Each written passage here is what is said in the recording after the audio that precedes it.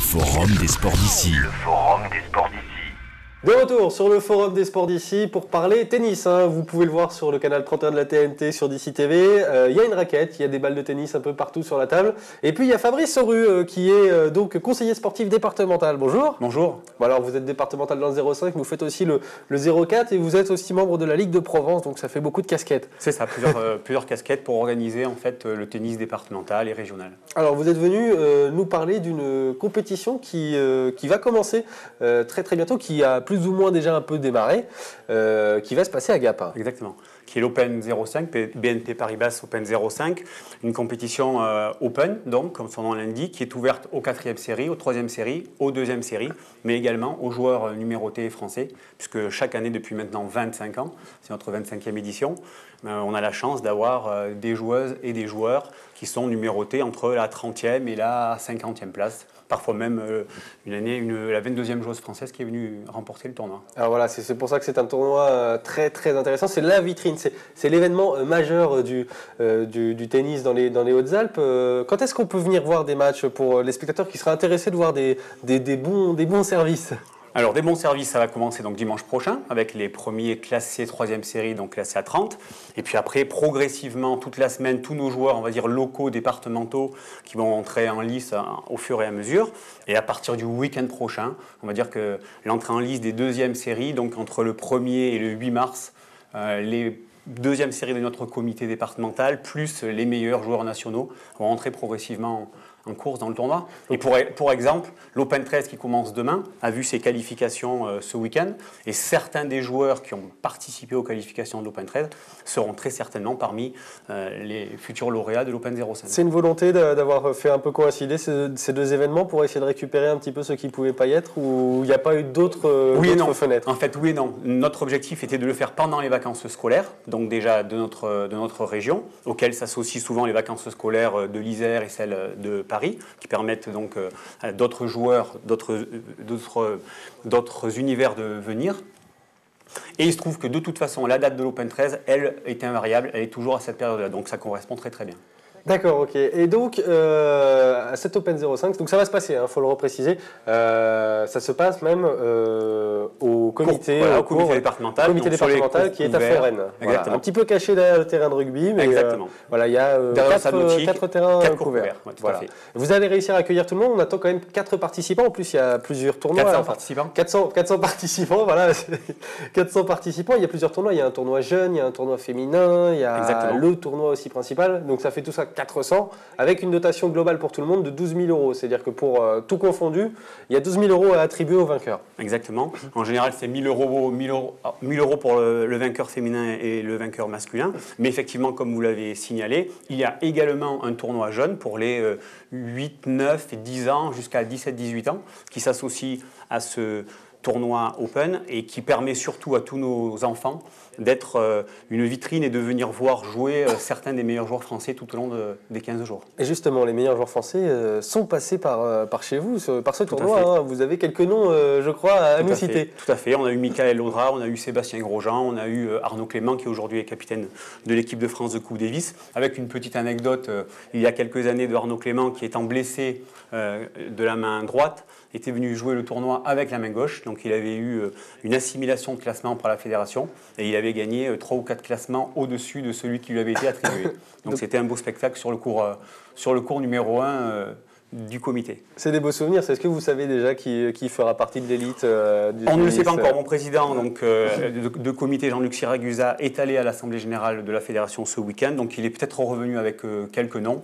En tout cas, bon an, mal an, comme je vous disais, on a toujours 10 joueuses et joueurs numérotés intéressants à voir. Alors justement, c'est ça qui est intéressant, c'est que ces joueurs numérotés ne sont pas là pour décourager les participants, bien au contraire. Quand on est sportif, de toute façon, on est compétiteur.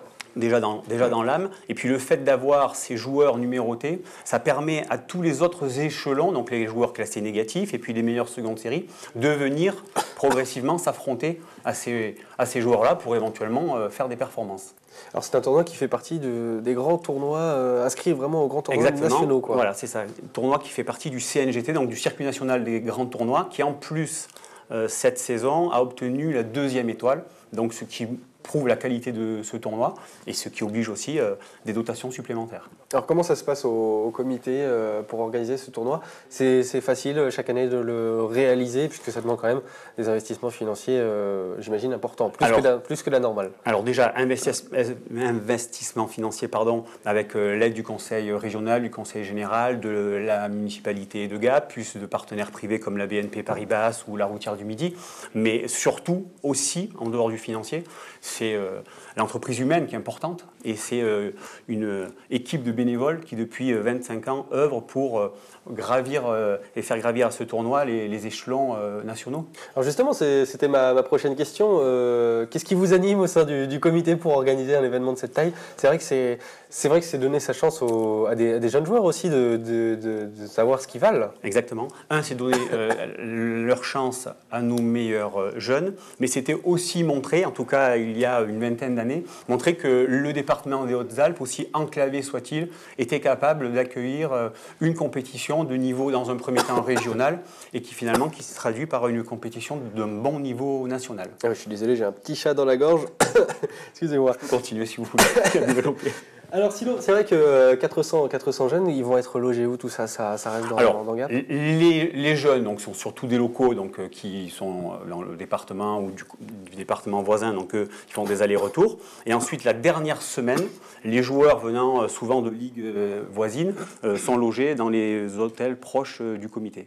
C'est une organisation de tous les instants puisque ça se déroule du 16 au 8 mars prochain, donc c'est 3 semaines de compétition. Exactement. C'est 3 semaines non-stop, j'imagine que là en ce moment ça doit peut-être jouer cette semaine, alors, non? Ça a commencé hier par certains matchs adultes, ça va vraiment prendre son envol dimanche prochain comme je vous disais, et puis après pour les gens qui sont intéressés par un niveau vraiment de seconde série, voire première série, il faut venir à partir du week-end d'après, donc le week-end de début mars. Alors dans le comité 05, vous avez sûrement des petits jeunes gapençais ou alpins sur qui vous pourriez miser éventuellement pour ce tournoi? Pour aller loin, je veux dire. Alors, on va dire que nos meilleurs, nous, sont classés jusqu'à 3-6. Ce sont essentiellement les enseignants des clubs ou quelques joueurs seconde série, qui vont passer quelques tours en début de semaine prochaine.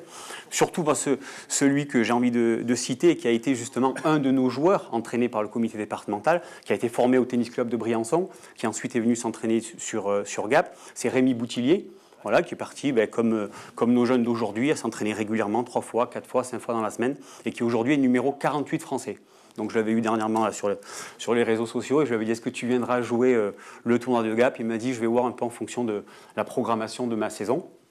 Puisque c'est un joueur qui est allé faire dans un premier temps ses études aux États-Unis, qui est revenu, qui cette année prend une année sabbatique pour se donner à fond dans l'activité tennis.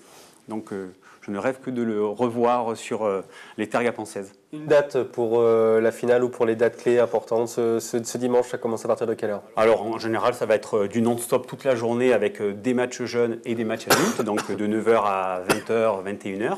Et après, si vous voulez, comme je vous disais, voir vraiment du très beau spectacle, on va dire à partir du 3-4 mars, avec des finales qui auront lieu le samedi 8 mars après-midi. En général, c'est 14h pour les filles, 16h pour les hommes.